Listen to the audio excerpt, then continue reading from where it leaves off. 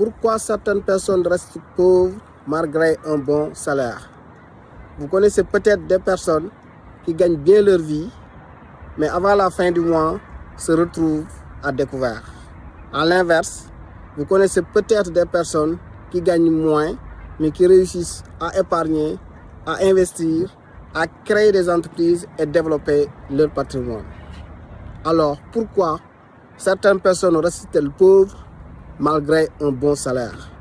C'est ce que nous allons découvrir dans cette vidéo.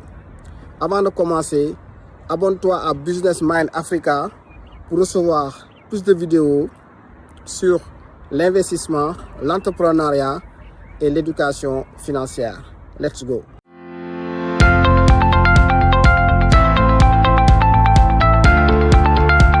La plupart des gens pensent que pour devenir riche, il suffit d'augmenter son salaire. Pourtant, de nombreuses personnes gagnent très bien leur vie et rencontrent toujours des difficultés financières. Pourquoi?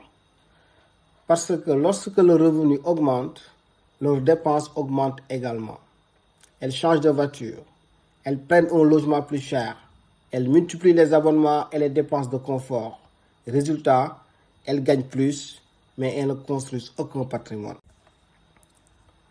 La différence principale entre un riche et un pauvre ne se trouve pas dans le salaire.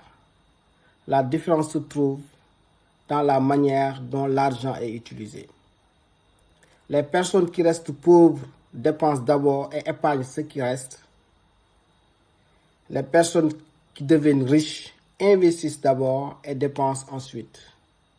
Dès qu'elles reçoivent le revenu, elles mettent une partie de leur argent dans des actifs, un terrain, une activité commerciale, des actions, une exploitation agricole, un bien immobilier locatif. Elles font travailler leur argent. Prenons l'exemple de deux personnes qui gagnent chacune 300 000 francs par mois. La première dépense la totalité de son revenu. La seconde dépense 270 000 francs et investit 30 000 francs chaque mois.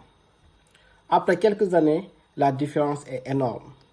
La première dépend toujours de son salaire. La seconde, en plus de son salaire, possède des actifs qui lui rapportent de l'argent.